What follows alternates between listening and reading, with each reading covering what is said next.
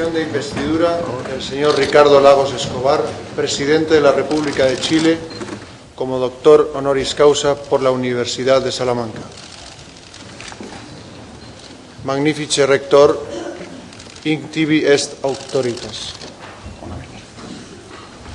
Ite acercitum candidatum.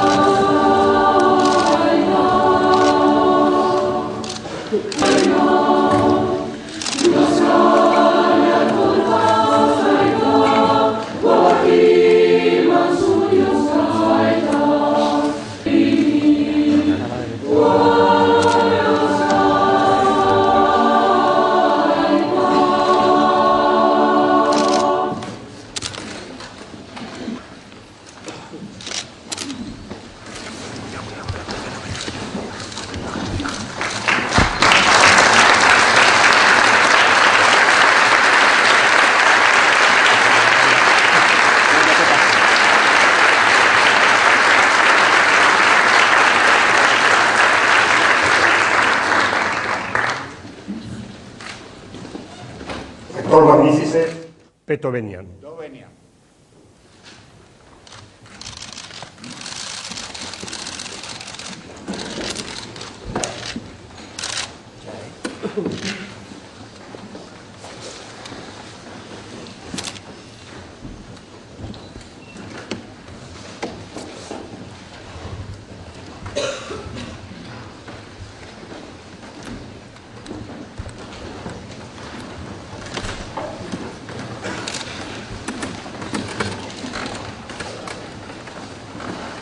Alteza, excelentísimo señor rector magnífico, excelentísimas e ilustrísimas autoridades, ilustres miembros de la Junta de Gobierno y del Consejo Social de la Universidad de Salamanca, señoras y señores.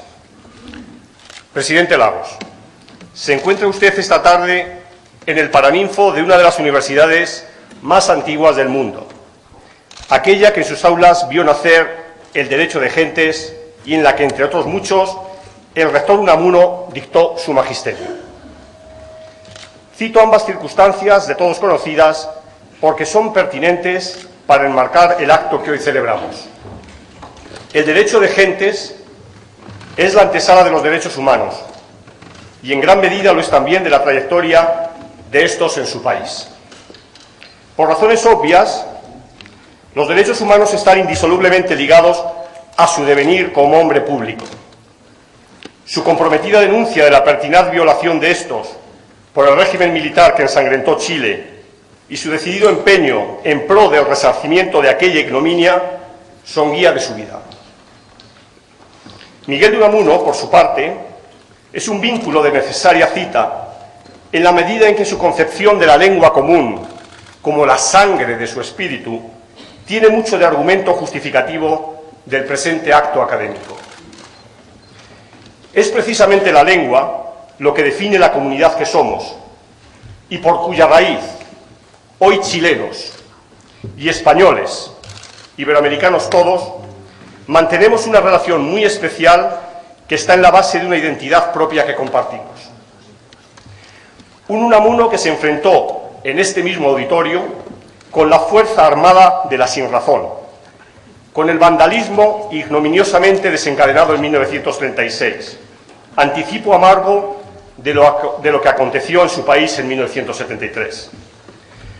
Un Unamuno que polemizó con Sarmiento, aquella monumental figura argentina que llegó a ser chileno por un lapso cuando, huyendo de la barbarie, se exilió doblemente en Chile, acogido por la generosa hospitalidad que el legado portalino brindó a muchos y que en 1846, y comisionado por Manuel Montt, llevó a cabo su histórico viaje a España.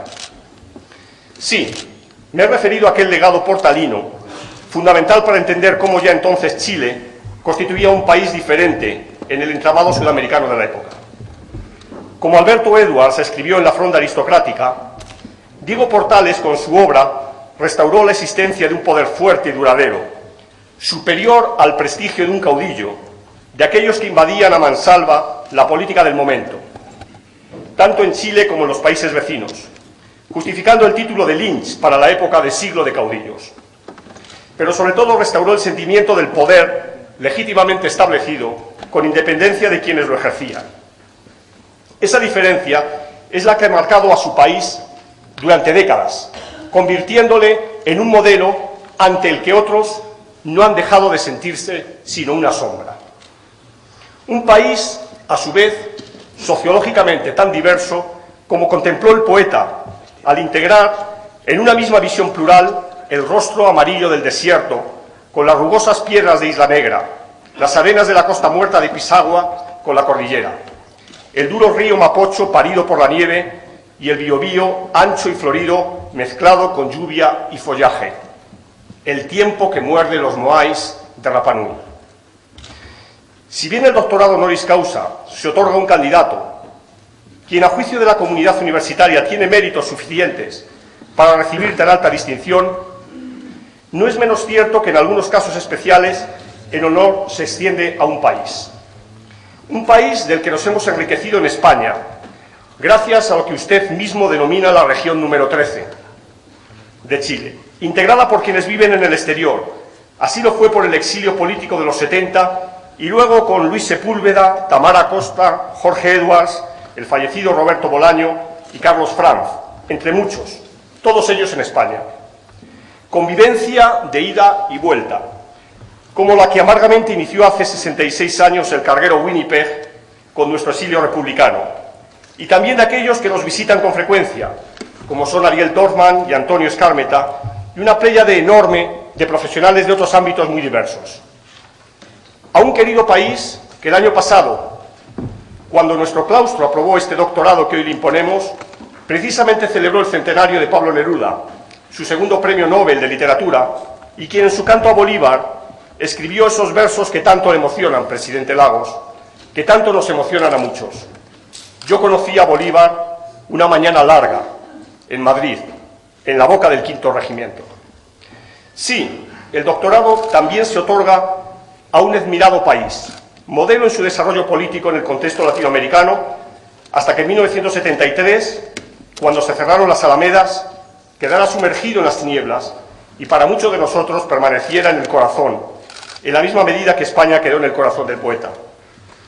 El mismo país que protagonizó 15 años más tarde el inicio de una meritoria recuperación democrática. Un país que en ese contexto mostró un coraje civil, una inquebrantable voluntad de superación y una fe inmarcesible en las ideas democráticas en las que usted, Ricardo Lagos, surgió con la voz de los sin voz. Y en un histórico momento, exactamente el 25 de abril de 1988, que gravitaría no solo en su futuro personal, sino en el de toda la nación, conminó directamente, urgió sin paliativos, señalando con su índice, mientras pronunciaba aquellas palabras que hoy son patrimonio de la historia y que me permito rememorar. Mirando fijamente a la cámara de televisión, acusó: usted, general Pinochet, no ha sido claro con el país. Usted le promete al país otros 8 años con torturas, con asesinatos, con violación de derechos humanos. Hablo de 15 años de silencio. Usted tuvo ese coraje porque quizá, como muchos de los de su generación, la esperanza hacía tiempo que se había adueñado de su espíritu. Había logrado germinar en su conciencia con fuerza insólita y había encendido la chispa del compromiso. Esperanza en el mismo sentido en que Margarita Dumas lo expresó al señalar que nosotros, los del 68, somos enfermos de la esperanza. Pero hay algo más, mucho más, que avala la propuesta de doctor honoris causa que realiza el Instituto Interuniversitario de Iberoamérica en favor de don Ricardo Lagos y que afecta al área de ciencia política y de la administración, pero también a otras próximas, como la sociología, la economía y el derecho. que terminan conformando un ámbito heterogéneo que denominamos ciencias sociales.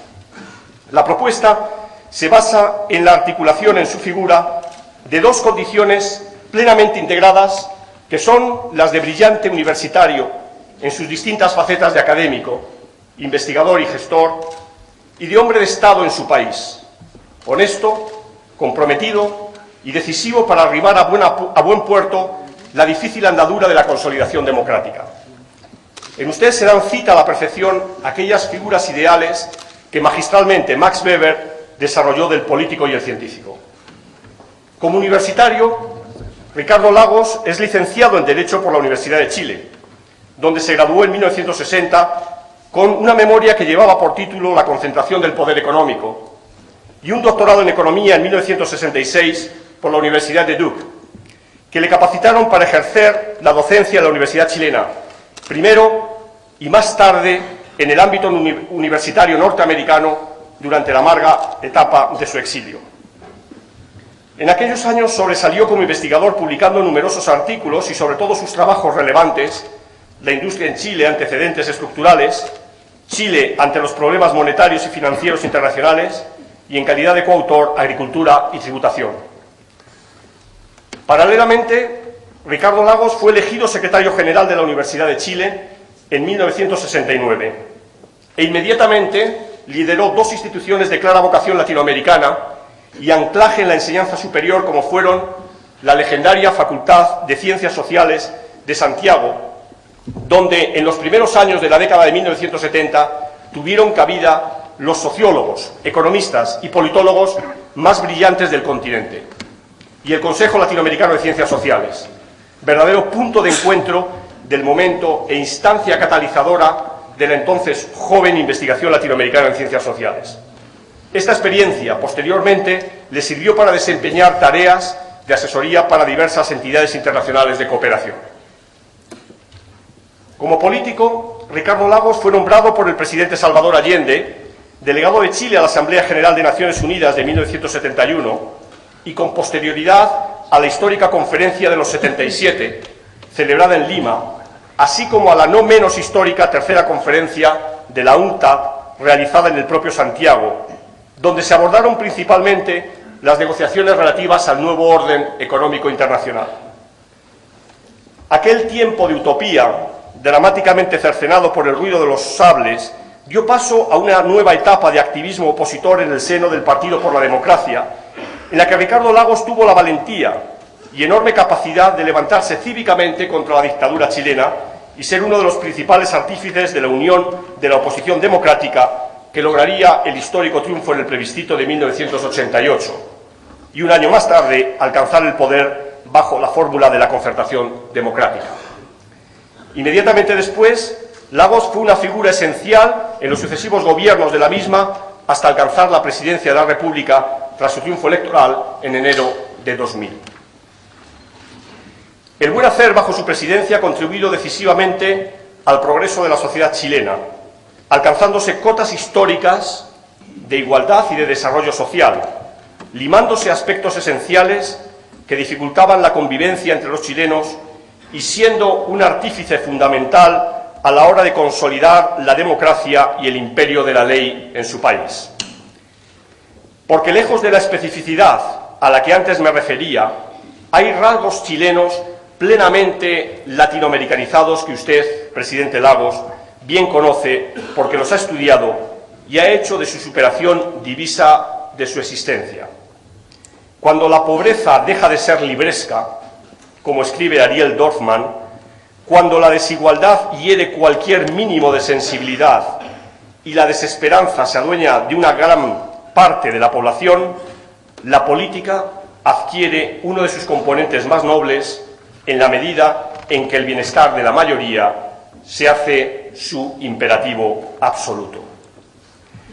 La unión de su vocación académica con el compromiso político está ya prístinamente anunciada en 1985 en su libro Democracia para Chile, donde plantea diversos ejes de actuación que, basados en una sólida reflexión intelectual, van a servir de guía real para su práctica política futura. De entre ellos destaco dos. cuyo carácter fundamental resume a la perfección el quehacer de un político socialista. En primer lugar, que las soluciones últimas de lo económico van a estar determinadas por planteamientos políticos, con lo que anticipa las grandes líneas políticas de la concertación y aleja la fantasía tecnocrática del autoritarismo, que entonces hacía gravitar el modelo de desarrollo económico de su país precisamente en la ausencia de la política, desmantelando así el mantra omnipresente de los Chicago Boys. En segundo término, aboga irrestrictamente por la reconstrucción de un país escindido sobre la base de debatir con humildad, tender puentes, y frente a aquellos que con su actitud no supieron estar a la altura de Chile, tendrán, dice usted, que tener un castigo justo y no de venganza, pero no podemos olvidarlo. Algo que suponga una apuesta por los derechos humanos como fundamento ético de la política.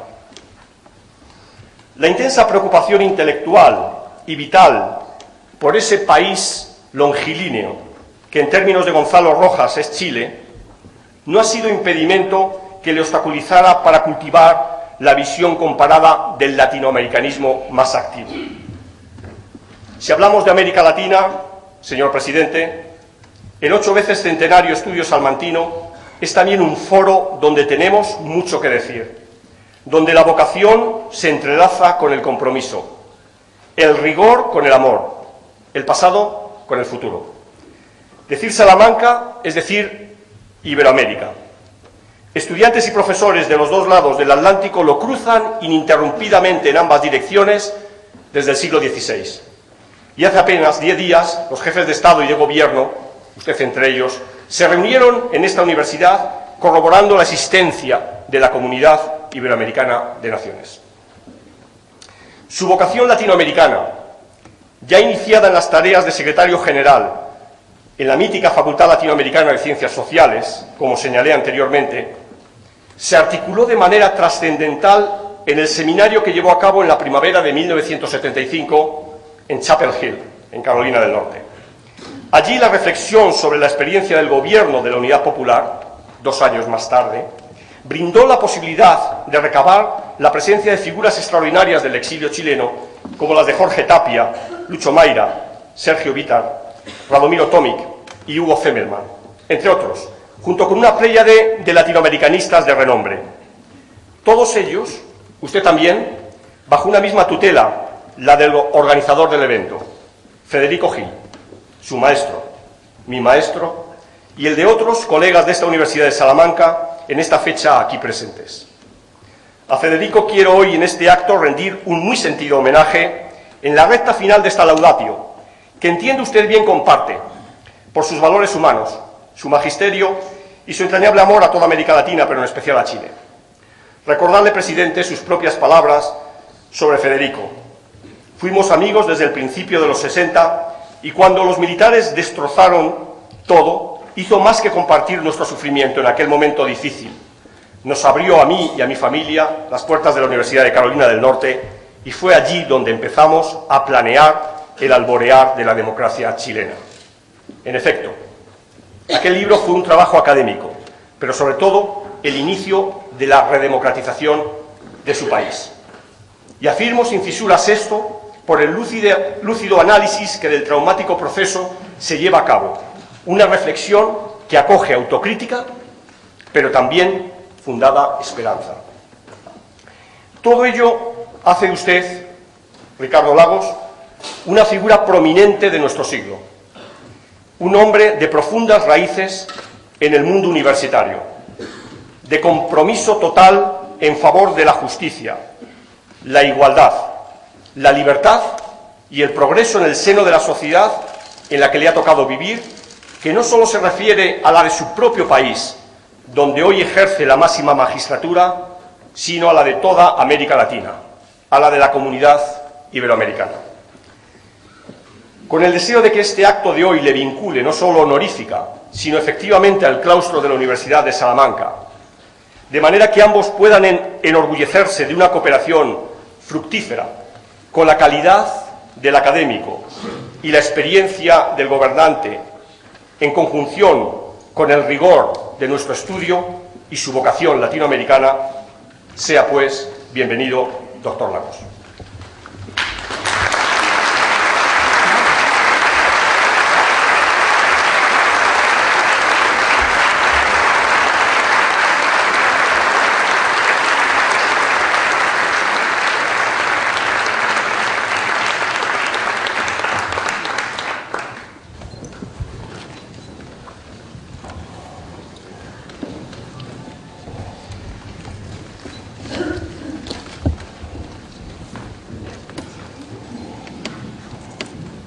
Peto gradum doctoris in sciencies politicis domino Ricardo Lagos Escobar.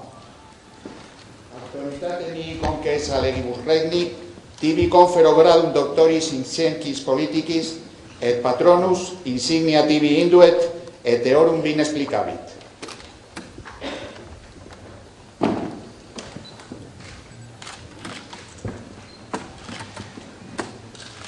Accipite capitis technen apice flameo, ut eonon solum splendore ceteris pracelas, sedetiam tanquam Minervae, cassidi accertaen munitus sis.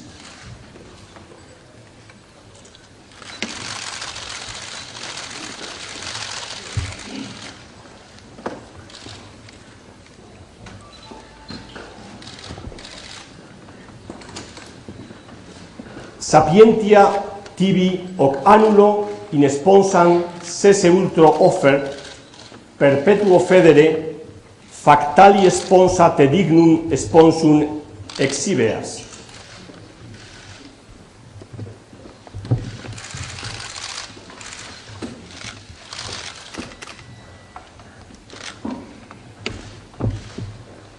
En librum apertum ut scientitiarum arcana rescres.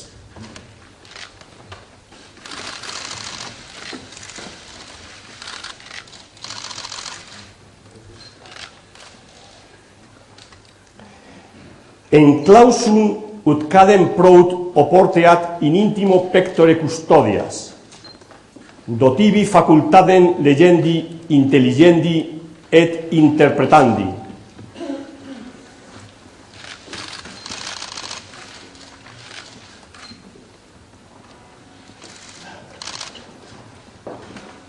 Sede in hac sapientiae cathedra ut inde doctrina eminens in academia, in foro, in republica, docas, regas, indices, opiturelis.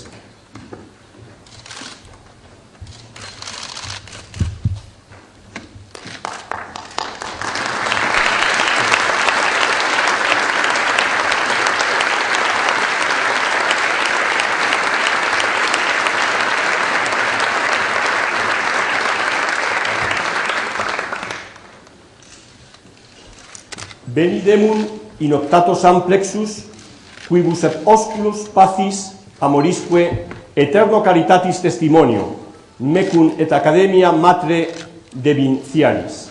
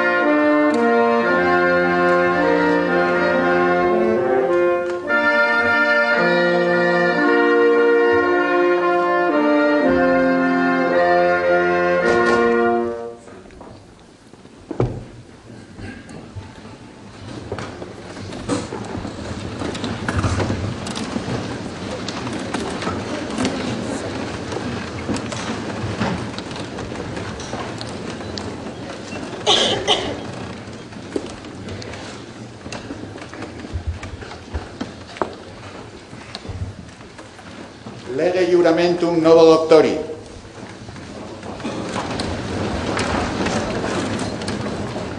Iuras apud universitatis senatum semper ubinqueque fueris iura et privilegia honorem studi huius universitatis conservare semper ean iurare et in negotiatis universitatis et factis consilium auxilium et favorem prestare quod inscriis requisitius. Juro et voto.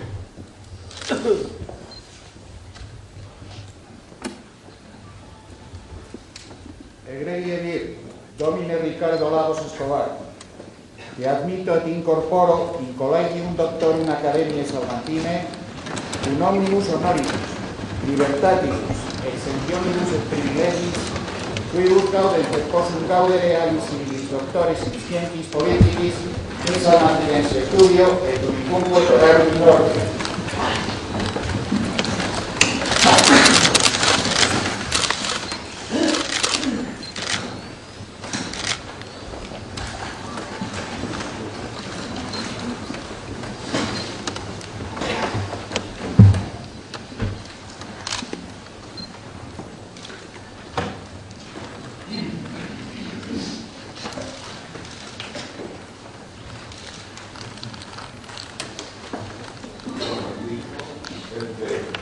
Do venia. Como señor rector de la Universidad de Salamanca, señores rectores, profesores, autoridades todas. Agradezco el honor que se me ha conferido, tanto por la distinción personal que este significa, como por el hecho de que este doctorado sea otorgado al presidente de la República de Chile, un país iberoamericano, democrático, pacífico, y en el que sus ciudadanos buscan la felicidad mediante la exploración inteligente de sus posibilidades. Apenas en 13 años más, esta universidad cumplirá 8 siglos de existencia. ¿Cuánto camino recorrido? Pero cuánto camino también por recorrer. Es quizás por eso que el rector de esta universidad, Enrique Bataner, cuando inició la apertura del curso académico del 2004, señaló que del pasado tomamos el estudio, del presente tomamos la experiencia y del futuro la esperanza y la imaginación. La esperanza y la imaginación. Quiero repetir hoy, porque esta sin aquella no es posible. El motor de la imaginación es la esperanza, puesto que sin la esperanza de una universidad mejor, de un país mejor, de un mundo mejor, nuestra imaginación jamás podría ponerse en marcha para idear los cambios que se requieren. Esta universidad ha representado la excelencia en el ámbito de los estudios superiores. Y en Chile, donde hemos hecho muchos de los saberes de España, valoramos en particular su impronta en el desarrollo espiritual y filosófico de nuestro país. Y fue aquí en Salamanca, donde hace solo una semana nos reunimos jefes de Estado y de Gobierno de Iberoamérica para dar un renovado impulso a nuestras relaciones y asumir que tenemos tareas y destinos como comunidad regional en el siglo XXI. Y tenemos deberes para hacernos escuchar como comunidad regional en este siglo, para hacer de este siglo un mundo mejor. Señor rector, desde la caída del muro de Berlín, ha existido una tendencia predominante en muchos círculos a un fuerte reduccionismo en el entendimiento de lo que es democracia y lo que es economía. Algunos, invocando a Hegel, auguraron que se había terminado la historia, que las ideas ganadoras eran democracia y mercado, nada más, que había terminado la necesidad del cambio, los hechos podían seguir pero serían prácticamente anecdóticos. Sin embargo, la historia nos enseña que nada parece impedir que el flujo de las ideas continúe. Porque, ¿qué significaba la democracia y el capitalismo en el mundo real? ¿Eran metas ya alcanzadas por algunos que los demás deberíamos copiar? ¿Quién otorgaba en este mundo tan dinámico la patente de demócrata y de amigo de mercado? Quiero compartir con ustedes estas aprehensiones, porque cada país, según sea su tradición, su grado de desarrollo y los problemas más urgentes que debe abordar, tiene que decidir con responsabilidad, pero también con autonomía, cómo lleva adelante la alianza entre democracia y economía por el bien de los suyos y su pueblo. En primer lugar, en muchos de estos análisis superficiales, a mi entender, llevados a cabo desde 1989, se tendió a codificar la palabra política y la democracia en términos de gobernabilidad. Pese al carácter general de esta palabra, gobernabilidad o gobernanza, como se dice aquí en España, expresaba una idea precisa: el papel de la democracia, conquistada o recuperada, era la de subordinarse a un proceso de reformas económicas preestablecido. Había llegado el momento de sacrificar muchas demandas inmediatas de la ciudadanía por la segura obtención de un futuro crecimiento económico. Se tendía a subordinar así el ejercicio de la ciudadanía a un mercado, predicado en cualquiera de sus formas. Algunas formas primitivas, otras casi inexistentes. En el caso chileno, hemos enfatizado que las sociedades requieren reglas previsibles y que cumplan, que las instituciones funcionen y que esa dimensión de la gobernabilidad es fundamental. Pero también hemos dicho que los ciudadanos deben determinar la sociedad que quieren, aunque los objetivos planteados se alejan de cierta ortodoxia o modelo, y que esta es una divisoria de aguas muy profunda entre una concepción humanista y otra deshumanizadora. Por eso buscamos una democracia de la que podamos enorgullecernos, lograr la participación de los ciudadanos en todo el ciclo que va de la discusión de la agenda pública a los programas de gobierno, al diseño, gestión y evaluación de políticas públicas. Miremos solo una dimensión muy particular de este tema, al que Nixon Milaudatio ya se refirió. El tema de la memoria histórica sobre un periodo autoritario y de aguda violación de los derechos humanos. Un aspecto central de la democracia es el de la memoria como una manera de asumir, procesar y sobreponerse al pasado. El enfoque de la gobernabilidad muchas veces suponía olvidar y perdonar ese pasado. El argumento era que olvidar lo ocurrido permitiría centrarse en el futuro. Recordarlo y entenderlo, en cambio, provocaría divisiones e intranquilidad. Por mi parte, no puedo estar más en desacuerdo con aquello. Creo, como lo ha dicho alguien con mucha más fuerza que yo, la dinámica de la historia es el lento retorno de lo reprimido. La dinámica de la historia es el lento retorno de lo reprimido. Simplemente no creo que las violaciones de los derechos humanos puedan olvidarse sin ser asumidos por la sociedad. Esto puede tomar tiempo, pero como dije en una presentación al país, no hay mañana sin ayer. No somos más libres al crecer reprimiendo nuestros años pasados. Somos más libres cuando los años pasados los reconocemos, buscamos entenderlos y superarlos. Lo segundo que me parece importante en el ámbito económico era un concepto reduccionista respecto de cómo entender una economía y en particular una economía de mercado. La libertad económica fue codificada como el mercado actualmente existente o simplemente libertad de precios y se tendió a convertir el mercado en paradigma del orden social. La disolución de toda otra forma de relación social para conformarse a la del mercado, aquella que planteó Marx en su momento, parecía haber llegado como una clara ironía de la historia. Marx revivió gracias a un neoliberalismo extremo. Pero como sabemos, la palabra mercado tiene muchos significados. Las relaciones sociales se insertan siempre en aquellas preexistentes. El mercado significa una cosa distinta en China que en África, en Chile que en Europa.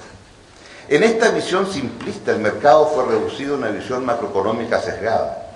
Excluía objetivos importantes respecto del crecimiento y el empleo, pero además excluía un tema central para toda sociedad, que es el de la equidad.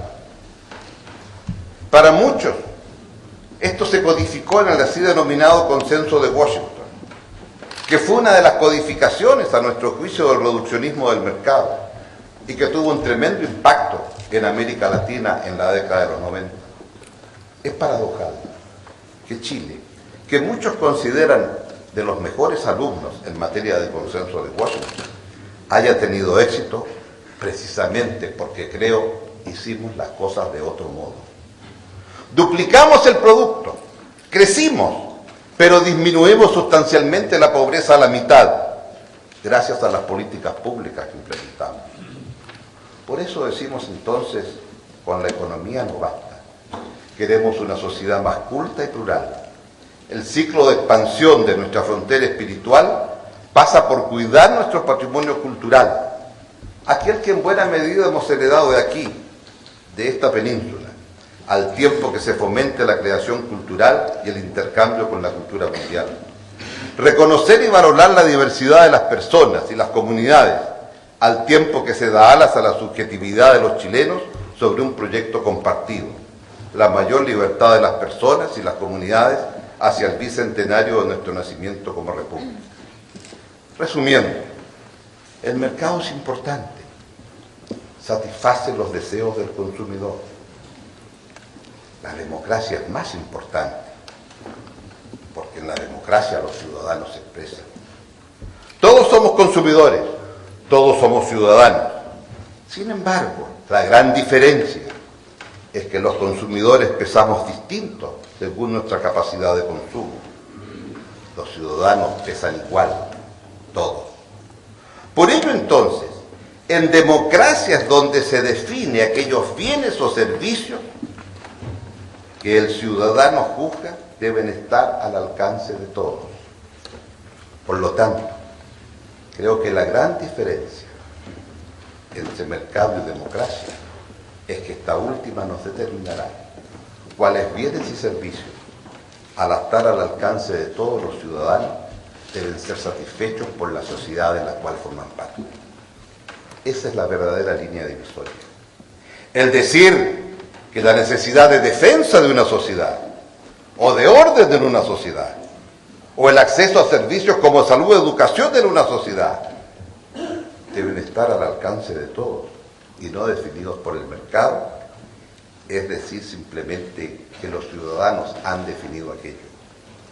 ¿Y qué otra cosa es sino el que a medida que un país crece, la ciudadanía entiende que un número mayor de bienes y servicios deben estar al alcance de todos los ciudadanos de esa particular sociedad?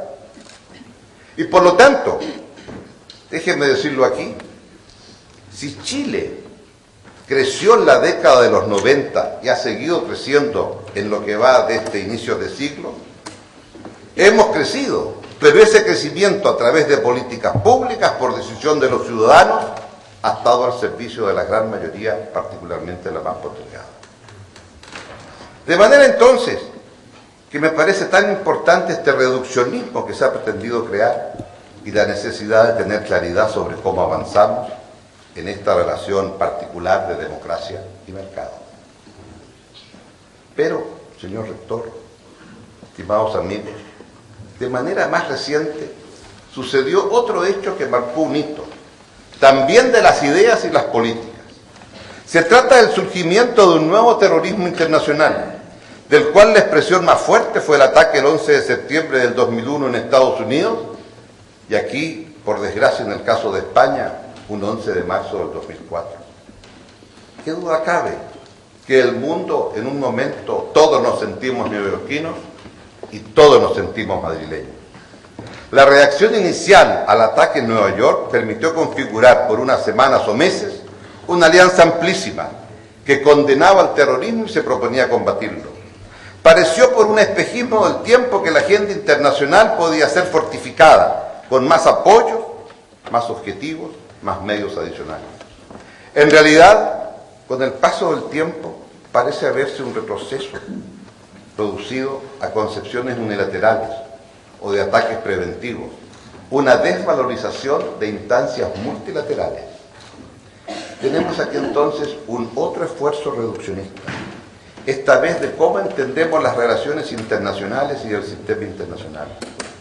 ¿Se trataría de convertir a los países en actores globales de un solo tema y los demás asuntos donde se discuten? ¿Deberían estos ordenarse todos en torno solo de esta preocupación tan legítima y necesaria, olvidando los otros? Mi convicción es que no podemos elaborar nuestras agendas exclusivamente en torno al terrorismo, ni para concentrarlo solo en cómo combatirlo en desmedro de otros temas, ni para polarizar el mundo en contra de quienes así lo entienden necesario. Desde otro punto de vista, países como Chile requieren crear empleos decentes en una economía dinámica. En nuestra opción estratégica, el crecimiento de la economía depende tanto de una política fiscal equilibrada, contracíclica, que depende de nosotros, como de una integración diversificada y respetuosa con el medio ambiente a la economía mundial, cuya posibilidad no depende solo de nuestros esfuerzos. Si queremos que el mundo interdependiente llegue a ser una sociedad ordenada y pacífica, entonces necesitamos priorizar los esfuerzos multilaterales que fomenten la paz y un sistema de amplia participación en un sistema de gobernabilidad global. Necesitamos fomentar mecanismos de negociación, compromisos y construcción de consenso. Un proyecto así garantiza simultáneamente argumentos, métodos e incluso modalidades de intervención contra quienes lo ataquen con violencia y permite prevenir las luchas contra los enemigos que el presente desorden va a seguir generando. ¿Cuál es entonces en común estos tres reduccionismos? El entender de una manera tan estrecha la democracia, el mercado, o cómo luchar en este mundo con esta nueva pandemia del terrorismo. Me parece que estos tres fenómenos del reduccionismo de las ideas que he señalado, democracia lejos de la ciudadanía, un tipo de economía de mercado como centro de estrategias políticas y un sistema internacional centrado solamente en la agenda antiterrorista, han sido perjudiciales, tanto para el desarrollo de nuestras comunidades como para el desarrollo global. Creo que estos reduccionismos tienen su origen en discursos complacientes respecto de conformaciones históricas de poder, discursos que tienden a redefinir los conceptos con los que pensamos la realidad de una manera acomodaticia, con las constelaciones de intereses de muy distinto tipo. Frente a ello, creo, necesitamos intelectuales alertas y comprometidos con sus respectivos países y con la suerte de la humanidad. No situados de espalda a quienes gobiernan, pero tampoco echados en los brazos de los gobernantes, los que constituyen una reserva de análisis crítico y de propuestas innovadoras a las que siempre es preciso atender. Es la voz del científico, que decía Max Weber, pero creo que también hay debilidades profundas del pensamiento contemporáneo sobre las cuales vale la pena reflexionar. En nuestras sociedades hoy hay cada vez mayor información disponible sobre los temas de interés público, lo cual se da de la mano con una creciente mayor capacidad analítica de los ciudadanos para entender la realidad. Sin embargo, enfrentamos también dos fenómenos que entorpecen una mayor información y capacidad de examen de los ciudadanos. Uno es la simplificación en que a menudo incurren los medios al difundir asuntos de interés público de una manera que parece más preocupada de incrementar las audiencias que de ilustrar verdaderamente a las audiencias. Otra es la tecnificación de la discusión de los asuntos públicos, la que tiene lugar en pequeños grupos estratégicos que carecen muchas veces de representatividad y no rinden cuentas a nadie. Por otra parte, La discusión pública también se empobrece como resultado de la renuncia al uso del razonamiento por grupos o sectores que prefieren posiciones a priorísticas o posiciones prácticamente nihilistas. En la práctica, ellos también se suman a quienes desconfían de la razón. ¿Qué hacer entonces? Veo aquí una gran posibilidad para el liderazgo político democrático, si es capaz de adoptar un enfoque claro de políticas públicas que se quieren realizar. Cuando las cosas se explican, cuando se evitan simplificaciones caricaturescas de la realidad, cuando se evitan polarizaciones sin sentido y se centra la discusión en los temas relevantes, la gente, el pueblo, escucha. Es mi particular experiencia. Quien mejor planteó la alternativa al reduccionismo fue un gran pensador que puso, creo, la tarea ante nosotros. Los elementos de las condiciones particulares, dice, no se manifiestan en tendencias progresivas sin forma, sino que están profundamente enraizadas en cada momento. La teoría histórica es desentrañar este estado inmanente de perfección, hacerlo visible y dominante en el presente. O sea, ¿cómo resistimos los reduccionismos del entendimiento? Que es una tarea necesaria, porque ellos, bajo el pretexto de facilitar la administración de realidad, empobrecen nuestra visión. Bajo el pretexto de la prudencia, estos reduccionismos muchas veces nos inmovilizan. Al revés, ampliar el campo de lo posible es necesario si queremos transformar el mundo en un sitio donde las personas puedan ser libres, libres de verdad. Necesitamos entonces encontrar, como señala Borges, un tiempo caudaloso donde todo soñar haya cabida. Creo que en esta tarea estamos, unos en la universidad y otros en las luchas políticas y sociales de cada tiempo. Unos trabajando con el pensamiento, otros con la acción, pero tanto unos como otros entendiendo que no puede haber una disociación entre pensamiento y acción. Sin un pensamiento que la sostenga y oriente, la acción es ciega. Sin una acción que la siga, el pensamiento es estéril. Entonces, como nos ha sido propuesto reiteradamente desde la filosofía, tenemos que obrar como hombres de pensamiento y pensar como hombres de acción. Al llegar al final de estas mal hilvanadas palabras, me pregunto entonces cuánto ha contribuido al entendimiento humano una universidad como esta a lo largo de 8 siglos. Por mi parte, solo puedo desear, mejor aún augurar, que esta universidad continuará en la misma senda, fiel a su tradición, despierta al presente, abierta al futuro, haciendo lo suyo para que, como dice aquella cita de Borges, todo soñar halle camino. Al concluir, excúsenme una reflexión personal para responder a lo que escuché aquí hoy. Efectivamente, durante parte larga de mi vida me consideré un académico. Las circunstancias me llevaron a terminar en la vida pública. Sin embargo, en último término, todos somos fieles casi con contumacia a las ideas que nos han inspirado. La necesidad de más libertad y una sociedad más igualitaria. Sin embargo, el pasar del pensamiento a la acción es una tarea compleja y difícil. A ratos creemos encontrar un atajo para hacerlo más rápido.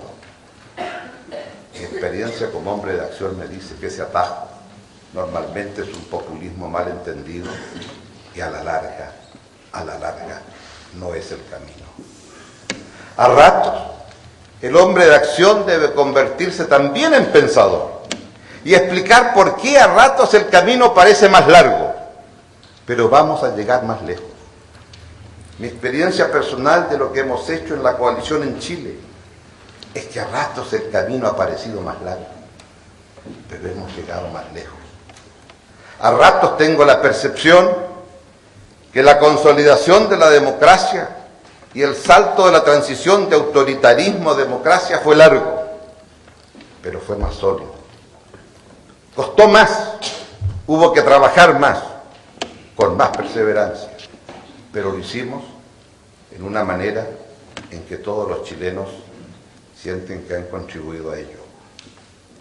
Y si hoy aquí, al recibir estos honores de esta universidad, 8 veces centenaria, se hace también como un reconocimiento a Chile, es un reconocimiento a los 15 millones de chilenos, a todos ellos, que a lo largo de estos años, con incomprensiones de lado y lado, con dificultades para entender que hay un tronco común que nos orienta, hemos sido capaces de crear una sociedad más libre, más democrática, que aquella con la cual en algún momento cuando jóvenes pensamos que podíamos hacerlo.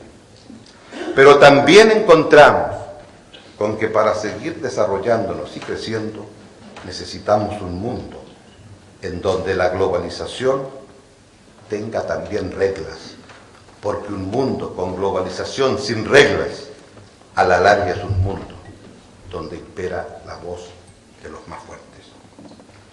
Y si queremos entonces transitar en un planeta que cada vez será más pequeño como resultado del avance del ser humano, entonces no es posible una globalización acelerada con un multilateralismo que crece pausadamente, porque si no, ¿quién va a dar las reglas? Y es aquí entonces donde me parece tan importante el que esta comunidad iberoamericana, que tiene un pie aquí y allá, y que le permite a la península ibérica hablar con más fuerza en Europa, porque hay un pie allá, y nos permite a nosotros hablar con más fuerza en América, porque tenemos también un pie aquí.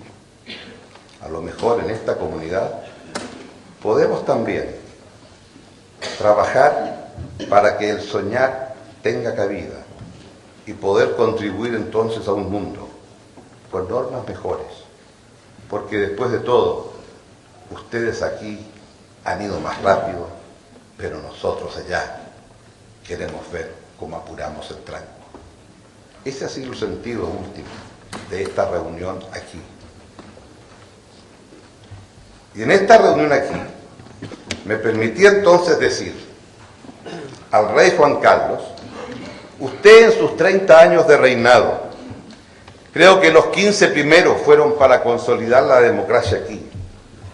Los otros 15 que siguieron para pensar en una comunidad iberoamericana que le permita a España y Portugal tener una prestancia mayor en el mundo, porque esa comunidad es existencia viva, y a nosotros poder también una presencia mejor.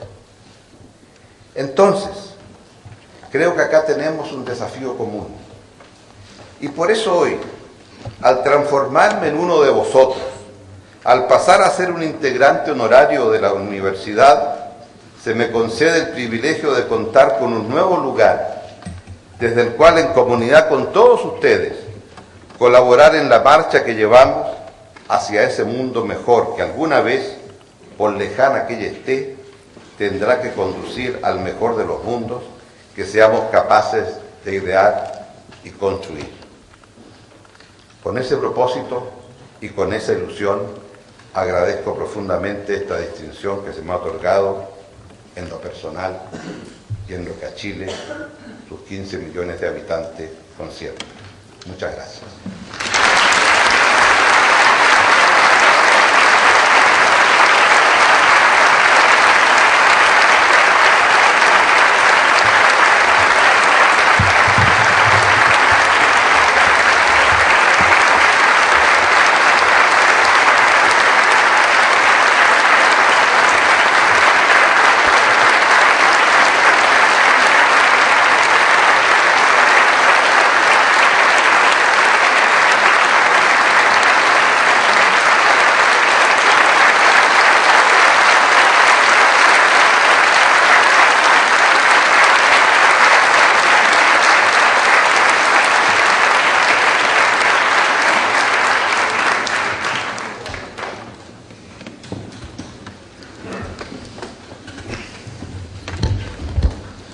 Alteza Real, excelentísimo señor presidente de la República de Chile, excelentísimas e ilustrísimas autoridades, doctores salmanticenses, señores rectores, comunidad universitaria, señoras y señores.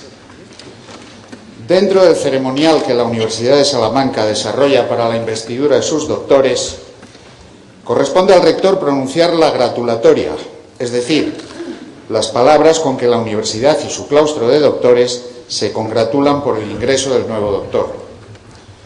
Nada más adecuado en esta ocasión, puesto que la figura del doctorando, insigne académico e insigne hombre de Estado, hace que esta universidad se sienta sobremanera honrada al acoger entre sus miembros a Ricardo Lagos, y de ahí nuestra congratulación y la alegría de este viejo estudio.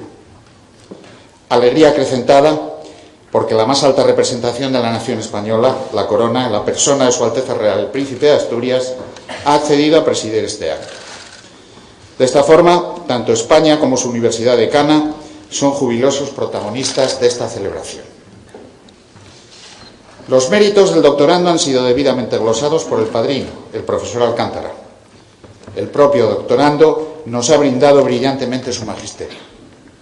No corresponde al rector repetir, sino hacer un ejercicio de futuro a raíz de la incorporación de un doctor tan singular.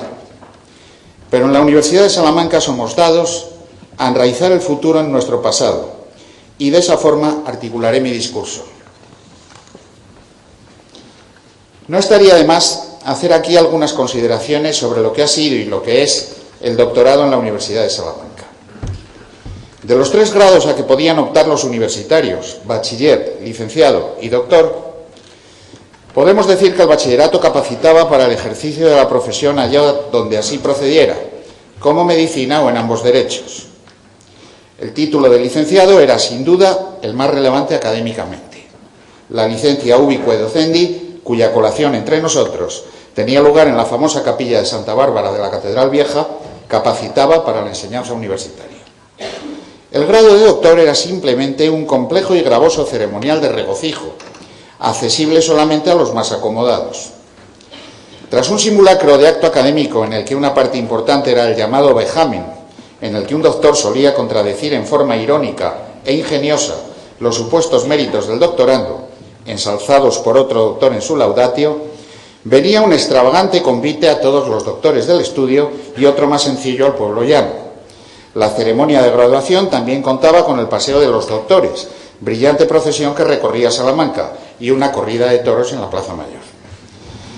Todos los gastos corrían por cuenta del doctorando, razón por la cual se solían aprovechar los lutos reales para optar al grado, pues en dicha ocasión no había corrida de toros y el convite era algo más frugal. A mediados del siglo XVIII el rey Fernando VI suprimió la corrida de toros y su sobrino Carlos IV, vuestro antepasado, señor, suprimió definitivamente la pompa de grado. Posteriormente la universidad se racionalizó, o al menos lo intentó. Las reformas liberales del XIX llevaron al doctorado un mayor grado de seriedad académica, reservándose únicamente a la entonces llamada Universidad Central. En torno a la celebración del 7º centenario de la Universidad de Salamanca, durante el rectorado del doctor Antonio Tobar, la Universidad de Salamanca recuperó la facultad de conferir grados de doctor.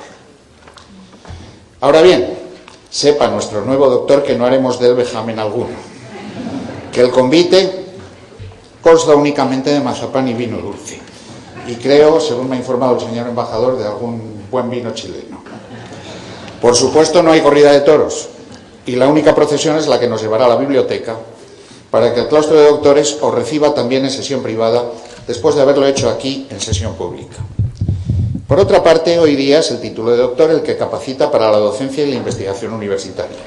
Y bajo esas premisas, doctor Lagos, os recibe este estudio, para que continuéis en él vuestra brillante trayectoria académica antes desarrollada en la Universidad de Chile, en Duke University y en Chapel Hill. Trayectoria científica templada, asentada y contrastada con el oficio de hombre público, de hombre de acción. No mencioné antes que el grado de doctor era conferido a licenciados en medicina y ambos derechos. En las facultades de artes y teología, el grado académico superior no se conocía como doctorado, sino como magisterio, y sus titulares maestros. Así, personajes de la talla de Fray Francisco de Vitoria o Fray Luis de León fueron conocidos aquí como el maestro Vitoria y el maestro León, respectivamente. Y en ese sentido quisiera, como dije, enraizando futuro en el pasado, que nuestro nuevo doctor fuera conocido como lo que ha demostrado ser en su vida académica y en su vida pública, un auténtico maestro, título que entre nosotros tiene quizá más prestigio histórico que el de doctor. No contemplan ahora nuestros estatutos la colación del grado de maestro, pero no me resisto a imaginar al maestro Lagos impartiendo doctrina en la cátedra del maestro Vitoria. No es necesario profundizar mucho en la trayectoria vital del doctor Lagos para ver claramente cómo su ser político y su ser académico son inextricables, haciendo en su vida paradigma del universitario comprometido en la transformación de la sociedad, o bien del político, del hombre de acción, que, parafraseando a Marx en sentido contrario, no se conforma meramente con transformar el mundo, sino que también quiere interpretarlo. Comprenderá nuestro nuevo doctor y comprenderán todos los aquí presentes que el acontecimiento que hemos cerrado hace apenas 10 días aquí en Salamanca, la Cumbre Iberoamericana, ha marcado de forma muy clara este acto académico que hoy nos ocupa. Si circunstancias dolorosas y ajenas a nuestras voluntades impidieron la recepción del nuevo doctor las 2 veces anteriores, en esta tercera y definitiva estamos en la estela de ese magno evento que ha reunido aquí a jefes de Estado y Gobierno del ámbito iberoamericano. A lo largo del mismo se han oído muchas voces, críticas unas, elogiosas otras, sobre el significado de tales reuniones. He tenido ocasión de decir que a la Universidad de Salamanca, como tal, no le corresponde hacer balance político del evento. Preferimos centrarnos en nuestro mundo, no a la manera de la tópica Torre de Marfil, sino con nuestra voluntad estatutaria de servicio público a la educación en su más amplio sentido y en el más extenso de los ámbitos geográficos. La Universidad de Salamanca siempre ha querido ser la puerta de Europa para los estudiantes iberoamericanos, pero a raíz de esta cumbre la Universidad de Salamanca quiere también comprometerse y de manera firme en el todavía algo inmaduro programa de deuda por educación. Si lo primero va siendo ya una espléndida realidad, lo segundo roza quizá el terreno de la utopía, pero por una vez la conservadora institución universitaria quiere involucrarse en la utopía. Estudien los economistas la viabilidad de tan bello objetivo y movámoslo desde las universidades. En esos 2 objetivos de nuestro viejo estudio, ser puerta de Europa y avanzada del programa Deuda por Educación, quiere la Universidad de Salamanca vuestra colaboración. Es el primer encargo que como rector hago a nuestro nuevo doctor. Porque es necesario recordar, doctor Lagos, que este doctorado no comporta solo honores, sino también deberes. No en ese sentido algo corporativo que recoge nuestro ceremonial, pues no se trata tanto de defender privilegios y fueros de este estudio, sino de estar a lo que pretende estar la Universidad de Salamanca en el siglo XXI. Una universidad pública dedicada al servicio público, entendiendo por público la totalidad de la humanidad. En ello, doctor Lagos, esta universidad siempre estará dispuesta a seguir vuestro demostrado liderazgo. Y de ahí que el otro deber que se os impone como doctor salmanticense sea que continuéis ejerciendo ese mismo liderazgo que ha sido la principal credencial que hasta aquí os ha traído. Liderazgo en Chile, liderazgo en América Latina, liderazgo en el mundo. Liderazgo que nace simultáneamente de vuestra ejecutoria ética, política y académica. Liderazgo del que, por qué no decirlo, no anda muy sobrado el mundo del siglo XXI. Alteza Real, habéis presidido por vez primera una colación de grado de doctor en la Universidad de Salamanca. En ella habéis visto que el rector ha impuesto deberes al nuevo doctor, siendo uno de estos deberes ejercer un liderazgo para llegar a ese mundo que todos deseamos. No quisiera, pues, terminar mi discurso sin agradecer a la corona, tan dignamente representada por vuestra Alteza Real, su indiscutible liderazgo en la evolución democrática de España, ejemplo para todos nosotros, así como su presencia en este acto. Creo expresar asimismo el sentir unánime de este claustro de doctores, tan jubiloso por la incorporación del doctor Lagos, al formular los mejores deseos y augurios en cuanto a vuestra próxima paternidad, sentimiento que os rogamos transmitáis a su Alteza Real la Princesa de Asturias. Que el júbilo por la incorporación del doctor Lagos se vea pronto acompañado del júbilo por la continuidad de la corona, garante fiel de nuestra Constitución y de nuestra convivencia pacífica y productiva. Muchas gracias.